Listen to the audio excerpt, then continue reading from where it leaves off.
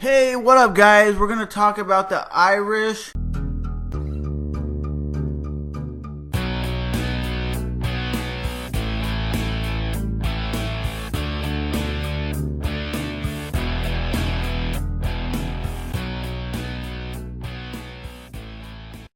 fight that just happened a couple days ago where the fighter ended up dying. And I'll personally say this is the MMA breakdown. We're going to break it down right now. And me personally, you can't really tell by the end of the fight because there's a link in the description box to the full end of the fight, like the last minute. And you see the guy getting punched like this. And the fighter that died, the fighter that did win said, I was pulling my punches back. I was only throwing like 50% punches. I wasn't throwing everything in there because I knew I had the dude hurt. So at the end of the day, is MMA too violent, too vicious? I don't think so. I think when you're not being regulated in the minor leagues of MMA, there was one video that I posted like a year, 2 or 3 years ago, and it was a guy, I think in like Illinois or Michigan, and the fight wasn't regulated, and they didn't know before he went into the fight that he had health issues going into that fight that could prevented him from actually competing. And what happened is, at the end of the day, the guy died. This guy died. We don't know. They're like, oh, it's a freak accident. And then New York Times coming out goes, oh, fighter just got his face punched out until he died. That's not necessarily true. We don't know if he had health problems. We don't know what the regulations were. We don't know that. All we know is he probably had like a little blood work, a little bit of EMTs there. EMTs can tell you, okay, you look okay, you don't look okay, but they're not going to know unless they take you to a trauma center to know that you're okay. So basically what happened is the guy died, and after the fight, he was complaining of headaches, and he was thrown up. And Conor McGregor was sitting ringside and even said the fight should have been stopped sooner. And when Conor McGregor saying that, a big UFC guy is saying that the fight should have been stopped sooner. Maybe the referee didn't do his job good enough. From what I seen from the video, we didn't see the full fight, so I don't know if the fight was justifiably stopped or not. But from what I've seen in the fight, the guy looked like he was turtled up, just like Donald Cerrone versus Rafael dos Anjos. He was like this, and he got punched a bunch of times. It didn't look like it was too late of a stoppage, but I'm just giving you my opinion on what I've seen. So if you guys want to see the video in the links below and give me your opinion, let me know. I feel sorry that a guy died doing what he loved to do. MMA is bringing a lot of people their passion to fight, their passion to compete, and giving them the ability to provide for their family. But at the end of the day, you got to look at it this way.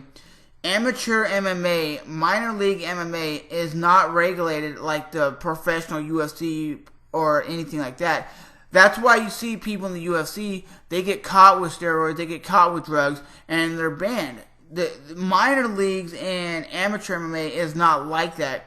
You can start up an organization, have a fight, someone gets hurt, you're like, well, we did the best we could. We did the best we could. We got we got some EMTs, an ambulance, and we got some doctors here. The UFC, on the other hand, they got the best doctors, the best referees, the best cutmen, the best announcers, the best production, the best everything. And what you see here, it looks like to be like a cell phone video of the guy getting his face punched in. And there was a bunch of people around the cage. I don't know if these are ringmen or what, but it looked like a lot of people around the cage.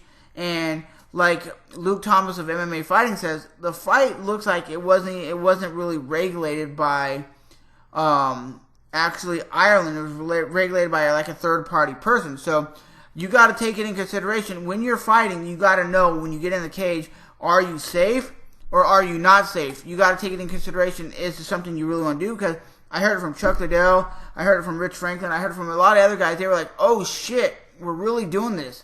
And what do they mean by that? They were actually nervous to get in the cage. It's not normal for people to go in there and sign a contract, go in there and punch your face in. It's probably nerve-wracking. That's why I don't fight, because I don't think I can physically get in there and actually fight. I'm not saying I'm a pussy or a bitch for not going in there and fighting. I'm just saying, for this guy who went out there and did what he did and fought his ass off but died, that's a bad thing to see, because you have news reporter outlets like New York Times is coming out there and saying, well, MMA is too brutal. MMA is too violent.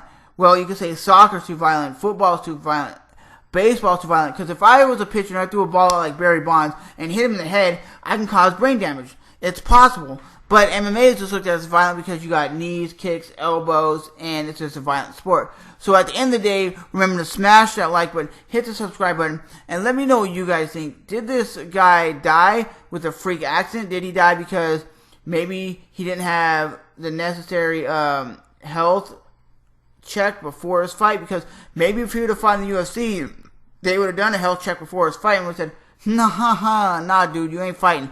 Because Dan Hardy was supposed to fight one time in California, and the fight was canceled because he had heart problems, and he hasn't fought ever since. You look at Lyoto Machida, for example. He was supposed to fight Dan Hardy, but that fight was canceled because Lyoto Machida admitted he took a banned substance. At least he's demanding enough to say something instead of saying, well, I didn't know I took steroids. That's the thing. The UFC is cutting down on people taking drugs and other illegal substances that can prevent people from getting hurt. And they're making it clear where if you're not healthy enough to fight, then you can't fight. So they're not saying this guy was dehydrated, was out of shape, or nothing. He looked very physically fit, very in shape. It's just, like I said, he could have had a health problem that nobody knew about, and maybe he didn't say nothing. Like the other guy who died in MMA in an amateur fight, he never said he had a problem, but he still competed and lost, and then died after the fight. So as always, this might be the promoter's first and only event. So I will definitely see you guys in the next one. Thanks for watching. Bye-bye.